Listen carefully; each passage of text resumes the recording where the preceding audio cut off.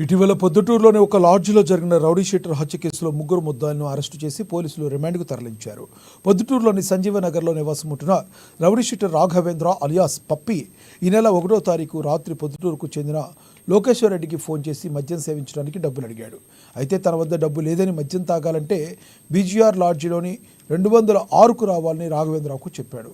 లోకేష్ చెప్పిన రూమ్కు వెళ్లిన రాఘవేంద్రరావు అప్పటికే మద్యం సేవిస్తున్న పరిచయం లేని లోకేష్ స్నేహితులను మర్యాద లేకుండా మాట్లాడటంతో ఇరువురి మధ్య ఉన్న పాత కక్షలు కూడా మనసులో పెట్టుకుని రాఘవేంద్ర అలియాస్ పప్పిపై లోకేశ్వర్ రెడ్డి, సునీల్ కుమార్ రెడ్డి, ముజీబ్ ముగ్గురు కలిసి మద్యం బాటిళ్లతో తలపై దాడి చేశారు, హత్య చేశారు. పొద్దుటూరులో డీఎస్పీ తెలిపారు. నేడు పొద్దుటూరులోని పెన్నా నది వద్ద ముగ్గురు నిందితులను అరెస్టు చేసినట్లు డీఎస్పీ భక్తవత్సరం తెలిపారు.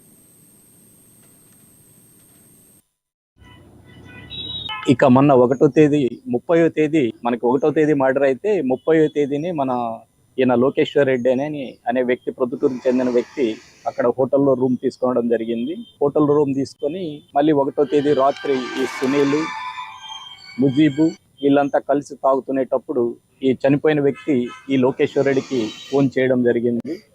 ఆ ఫోన్ చేస్తే డబ్బులు అడిగారని, ఆ డబ్బులు లేవు, కావాల్సింటే వచ్చి తాగు అని లోకేశ్వర్ రెడ్డి అనడం జరిగింది.